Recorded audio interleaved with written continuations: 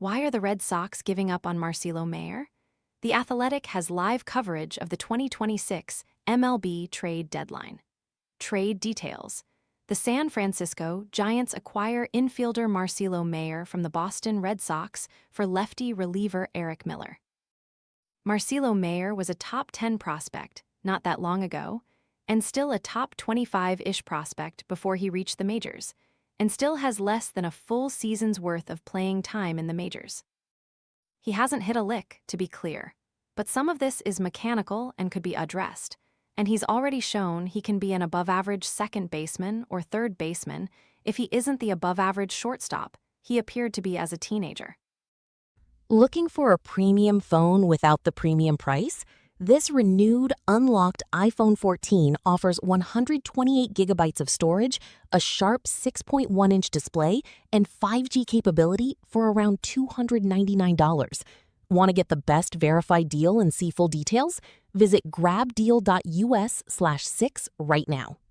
To trade all of that potential, even with most of it unrealized, for a left-handed reliever with good stuff and poor control in his best years seems like selling lower than low. Advertisement Mayer gets crushed on off-speed stuff, which has been an issue for him since Double-A. His front leg stays very stiff through contact, with his knee locked in place, and he can't cover the lower third or anything below the zone. When he's swung at anything below the bottom of the zone, he's whiffed 56.5% of the time, and pitchers are going to keep attacking him there until he makes an adjustment, and he chases those pitches too often, too. I'm not saying this is the entire problem, but helping him move that front knee more is part of a bigger solution. I'd also love to see him get one position and stay there, probably second base at this point. But wherever it is, having him stick in one spot could at least allow him to focus on all of the changes he needs to make at the plate. As bad as he's been in the majors, he hit in Double-A in 2024 and .271347471 in Triple-A before his call-up in 2025.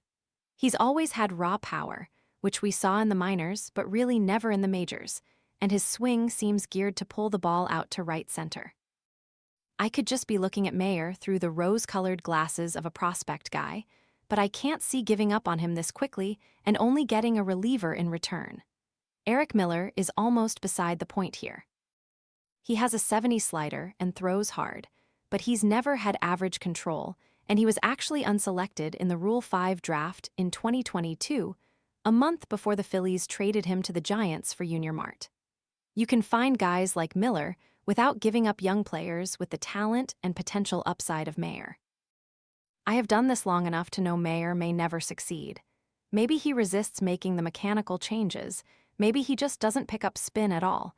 Maybe he keeps getting hurt, as he has for most of his pro career to date. I'm saying if there's even a 10% chance that he still becomes a star, I'm not making this deal. Perhaps the Red Sox think that probability is more like 0%. They know the player better than I do.